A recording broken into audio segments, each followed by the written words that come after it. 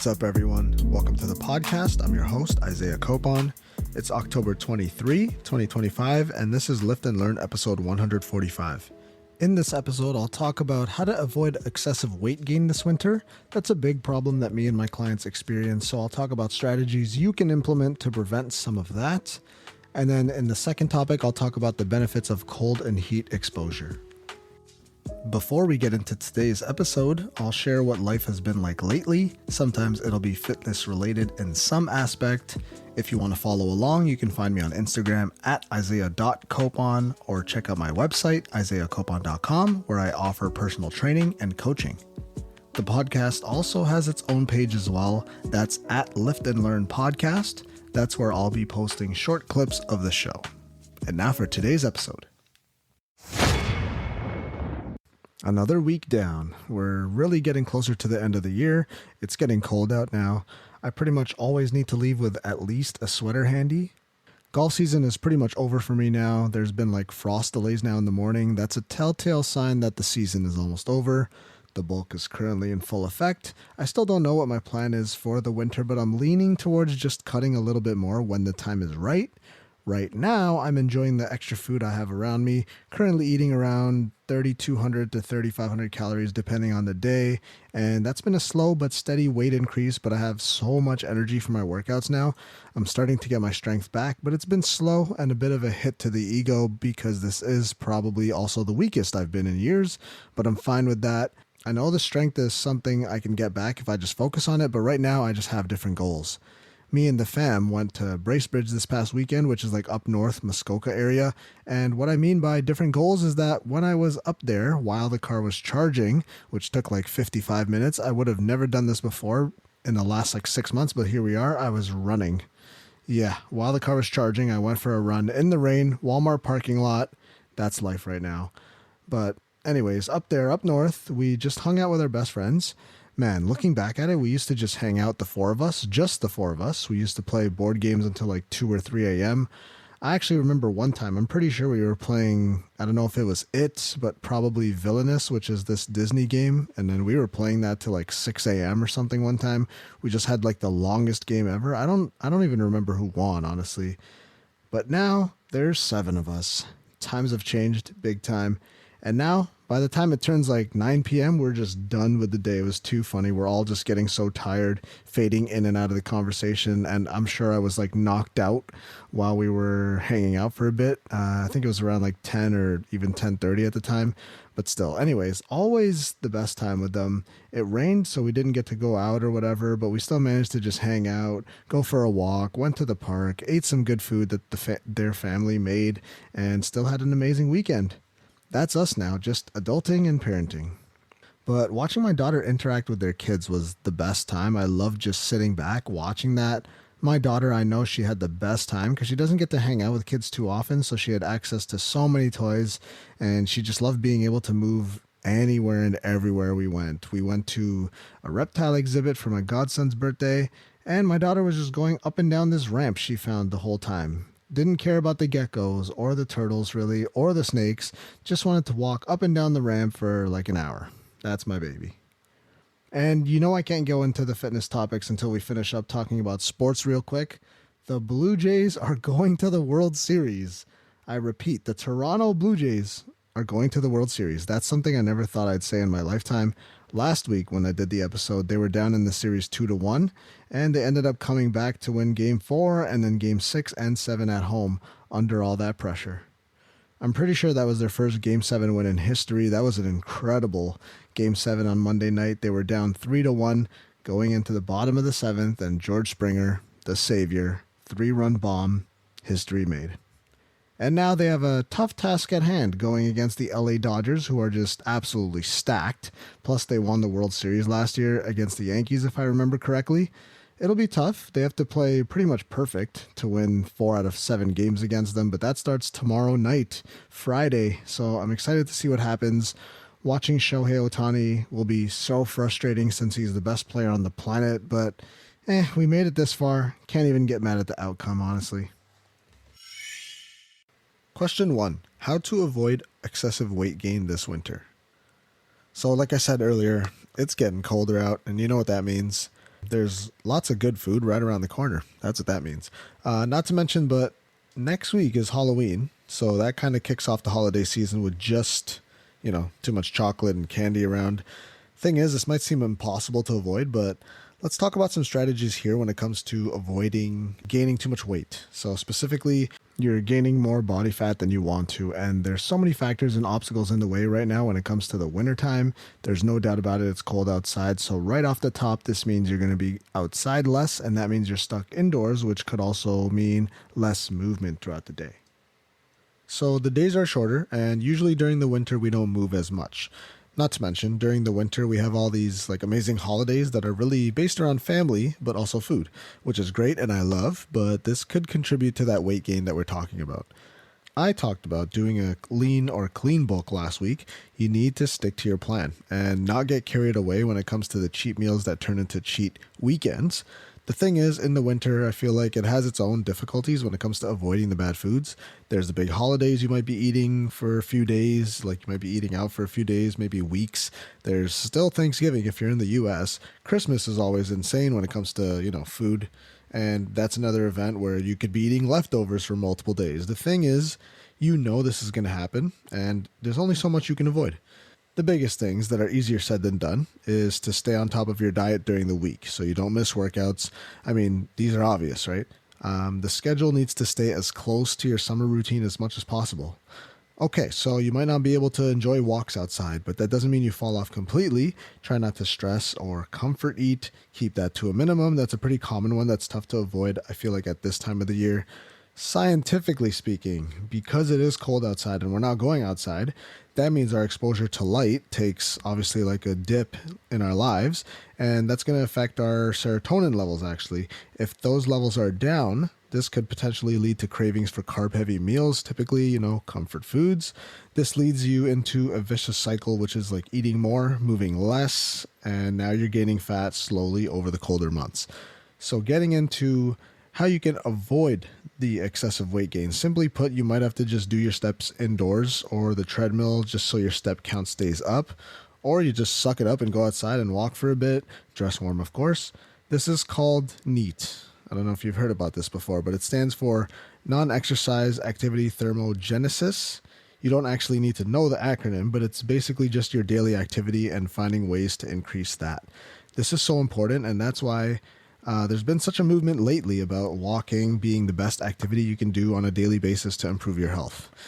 This might mean you're taking short walks throughout the day, maybe after your meals or something. This might mean taking the stairs instead of the elevator. I'm a big advocate when it comes to parking far away so that you'll have to take extra steps to get into the grocery store or Walmart or whatever it is. This adds up over time, and over the years and over your lifetime of doing this could potentially be tens, I don't know, maybe even hundreds of thousands of steps, more than the usual person, I guess. You're going to have to do intentional movement if you want your step count to stay up during the colder months. That's the bottom line.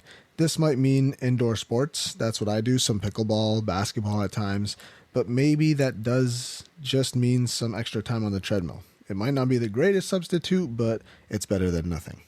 It can be tough to find activities you enjoy during the winter. Personally, I hate being outside during the wintertime because it's so damn cold, but maybe you could enjoy things like skiing, snowboarding, skating on an ice rink, I don't know, maybe with a hot chocolate in your hand or something. Might have to do that this year now that I brought that up. But just find something you can enjoy. You need to, of course, pay attention to your nutrition. This might even be more important just because you're not moving as much during the day. You have to be careful about what you eat and making sure you don't overdo it. Eat until you're 80% full. Have a big glass of water beforehand, which should fill you up a little bit quicker. Now, that doesn't mean that I want you to over-restrict, because then you could get into the restrict binge cycle, and you don't want that. It's where you restrict food for so long, and then you just binge on it for a week, and then you're like, what happened to my life right there? Just be aware of how much you're eating, the foods you're eating, and that might mean not eating while distracted. This actually has been, or there has been actually research that shows you actually eat more if you're distracted. So if you're eating while watching TV or YouTube or scrolling on your phone. I'm notorious for watching YouTube every morning, honestly, especially when the Jays win. But if you are doing that, you could be eating more than you intend to. Just be aware of the portions you're eating. That's the biggest thing. Whole food based as much as possible. So yeah, during the winter, it is a lot harder to stay lean just because there are so many obstacles in the way. But if you plan properly, you'll be able to do it.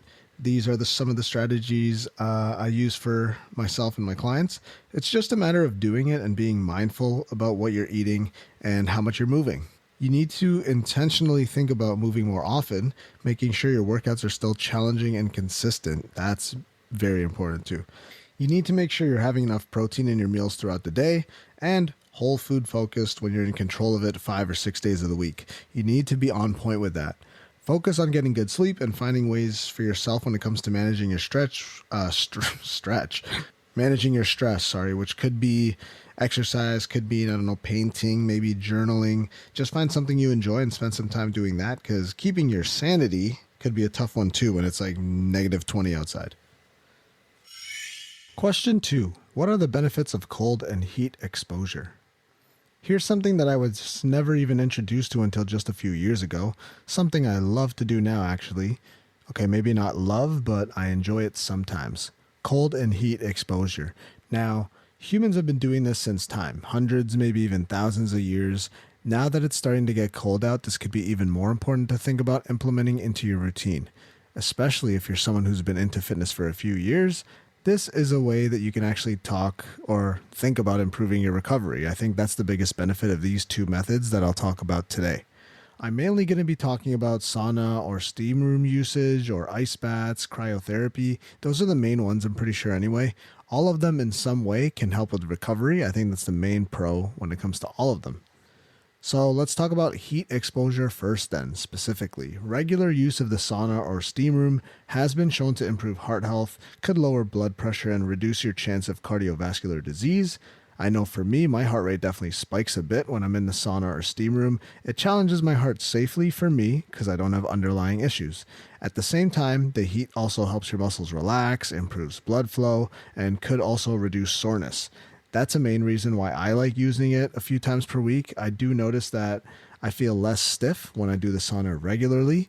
I've been dealing with shoulder issues and some recent knee issues, but I feel like when I do the sauna, it helps reduce that soreness or inflammation in those areas. Same with my clients who have knee and low back issues, even neck issues. It won't make it go away completely, but it reduces that pain you might feel in those painful areas. It just lets the body relax.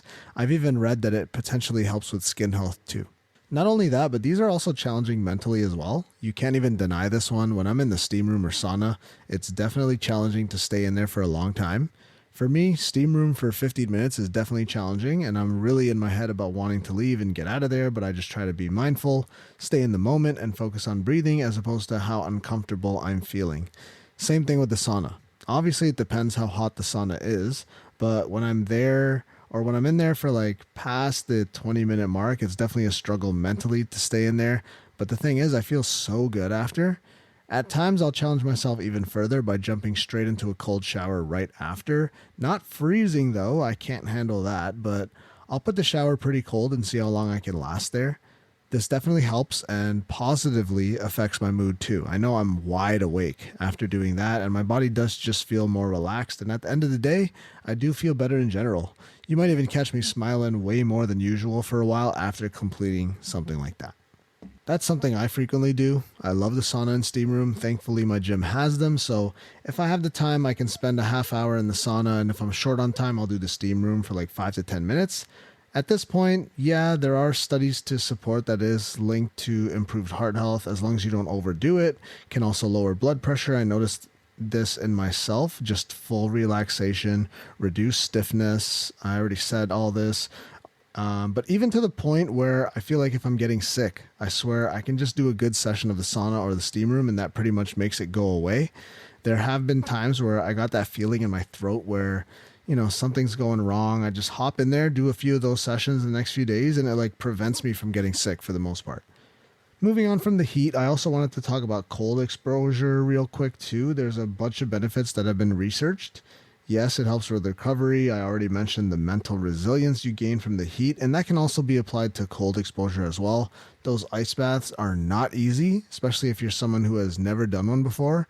There's some conflicting research on this, but 6 times Mr. O classic physique champ Sebum, he swears by it. So it's one of those things that you should try for yourself and see how it feels and how your body reacts to it. Potentially, though, it should help with circulation along with reducing muscle soreness. Believe it or not, I've also heard that cold exposure could also help with your metabolism as well. I think further research is being done in this regard, but potentially it could help stimulate brown fat, which burns and generates heat, which could help increase your metabolism at the end of the day. I haven't done a cold plunge or ice bath in a while, but that helps reduce inflammation throughout the body, apparently. For the showers, what I'll do personally is do my regular shower, and then at the end, I'll just set it super cold and try to last at least 30 seconds. At first, I could only do like 10 seconds, so brace yourself with that one and build up your tolerance. You have to build up to getting to like a minute straight under there, but it is tough, but it's just about practicing it. I think in Finland, they did a study, which was probably just a survey, but still, it showed that people who use the sauna regularly were linked with increased longevity. I think it was something like a 40% increase.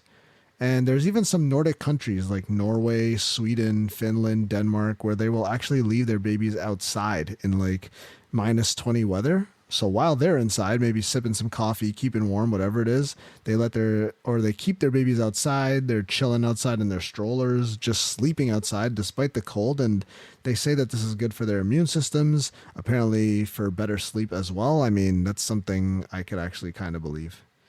So all that being said there, I think it's a good idea to think about implementing some hot and cold exposure into your weekly routine. If you're fortunate enough to pay for a gym that has free access to these things, then you should definitely start taking advantage of that now.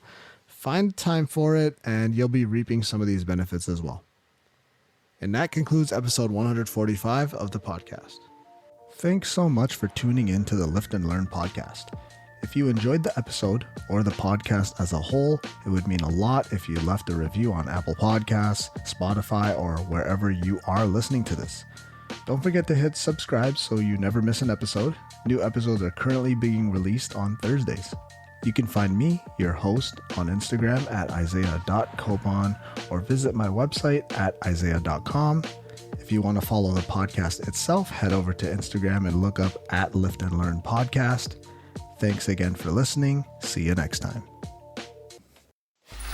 Free audio post-production by alphonic.com.